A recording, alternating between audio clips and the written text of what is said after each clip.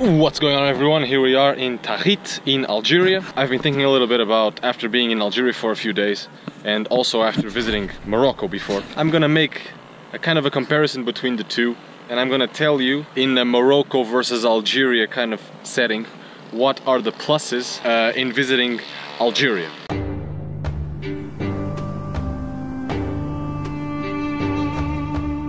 I'm gonna give you 5 positive aspects of traveling in Algeria versus doing the same in Morocco. So here it goes. Number 1, if you're gonna be traveling by car, and I'm gonna put this into my own perspective, to my own experience, which has been road trips both through Morocco and through Algeria, the fuel is absurdly cheaper in Algeria. We're talking about, like, this is not even comparable to the kind of prices that we have in Europe even in the US. I just want to say for the record, we're filling up the whole tank with fuel for 12 euros.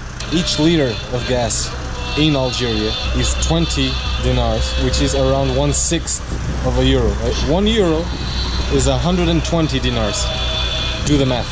We're talking about filling up a whole tank of BJ73 Land Cruiser, which takes like 80 liters or something. We are talking about filling up one of those with 12 euros. It's insane. It's just not even comparable. So that's a big plus, especially if you want to do long distances in this absurdly huge country. It's the biggest country in Africa. So it's a big plus. Number 2, Algeria, when it comes to how genuine the place is and how closer to the actual culture of the place you are, without all the, you know, all the little funny fluffy things that they prepare for the tourist, and even the way they react with tourists and the way they treat you and talk to you. You notice it, if you travel a bit, you start to recognize this pattern, especially in countries that have a lot of tourism. There is this kind of facade, you know. Some people interact with tourists in a specific way, like they can tell you're a tourist and they're gonna behave accordingly. You know, I'm not sure if I'm making myself clear here, but I'm pretty sure some of you will understand. But my point is that Algeria is way more genuine. It's way more genuine because the place has no tourism, which is in itself might be an advantage depending on what type of traveling you like to do. That's one thing. It's like it's just way more genuine. You're more in contact with the culture. Number 3 is it relates to number 2, but it's more specific. The people are nicer in Algeria in general. They are not as suspicious, or they are not as aggressive sometimes. The people are just nicer. They are everyone. We're talking about here, for example, in Tahit. This is a tiny town in the middle of the Sahara, and there's like 1,000 people here, and tourism is extremely low in this part of Algeria, especially now, which is Ramadan, which is even worse. Every single person in the street says hi, or if you wave, they wave back. I've done this to hundreds of people in this country already. Everybody says hi back. The simple things, you know, the little things. They receive you. We've had people saying, you wanna come and eat at my place. We have had a guy that received us in his little sort of hostel that he had, but he wasn't even supposed to be working because he was on vacation. Again, Ramadan, right? But he made the exception of preparing a room for me and my dad. I mean, the people are just great. No, I'm not saying that the people in Morocco are not nice or anything, but it's clearly different in Algeria, clearly different. So number 4, and this is kind of also related with the fact that you know, tourism is way more limited. There's no scams. There is absolutely no scams in this country. You know, when you are walking in a market or whatever, and they charge you like 10 times more because you're a tourist or you're a foreigner or whatever, which is an everyday experience if you travel in Morocco. If you've been to Fez, Meknès, Marrakech, Casablanca, Rabat, all of those, you go to, you know, little souks or little marketplaces, you have to bargain for every single thing, and you better bargain well, or else you get ripped off all the time. So, and here this simply doesn't exist, at least from our experience. We've been to a ton of stores, we've bought stuff on the street, we've bought bread from a random old guy in the road who didn't speak French at all. He only spoke Arabic, And I actually thought he was overcharging me at first, because you know, you come with this kind of pre-thing mindset that you're just gonna think there's gonna be scams, because you know, it's just the way it is in countries like Morocco or Tunisia or Egypt. Forget that in Algeria, that doesn't happen. And finally, number 5. This is also a relative thing. It has its own disadvantage, but I'm going to talk about that when I talk about the advantages of Morocco, which is coming up. And the advantage is it's very clear.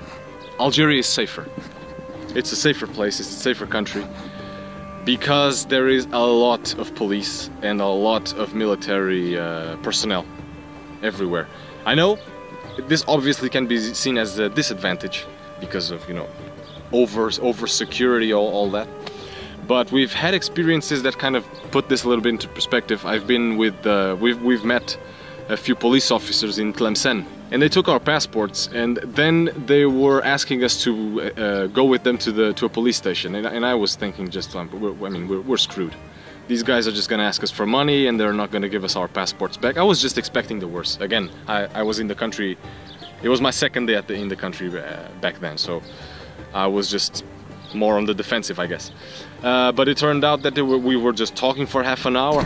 I did show one of the officers the pictures I had in my camera. He didn't complain at all. It was fine. I didn't photograph anything sensitive either.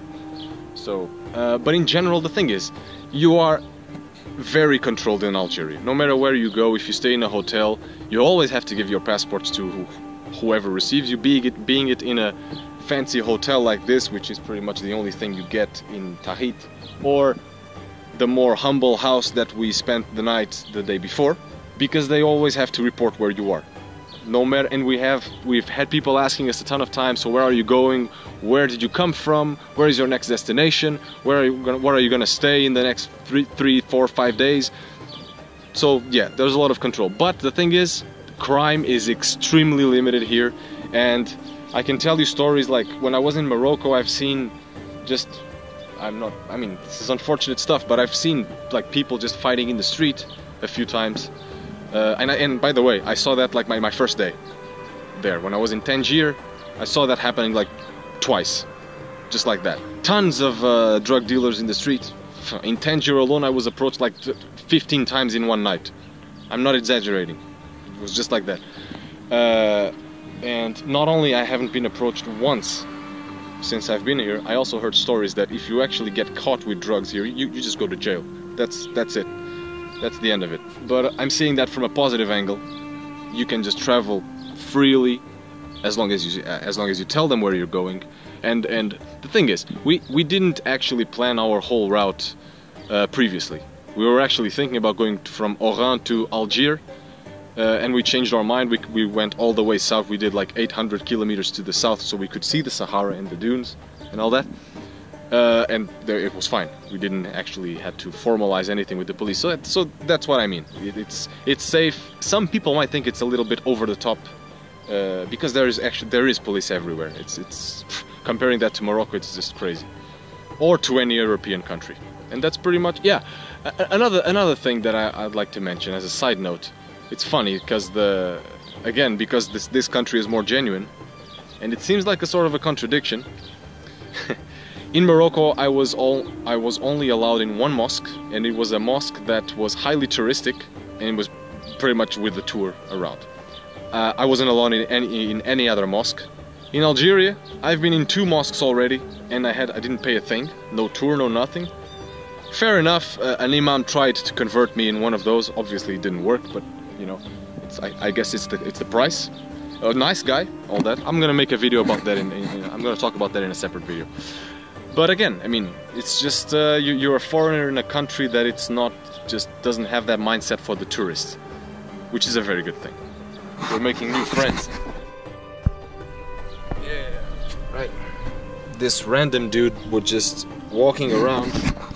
Pretty hungry, but we've found some milk for him already, so it's all good. So yeah, these are the 5 advantages that I can just tell you right off the bat about traveling in Algeria. So I'm gonna talk about advantages of traveling in Morocco very soon. So safe travels and keep expanding.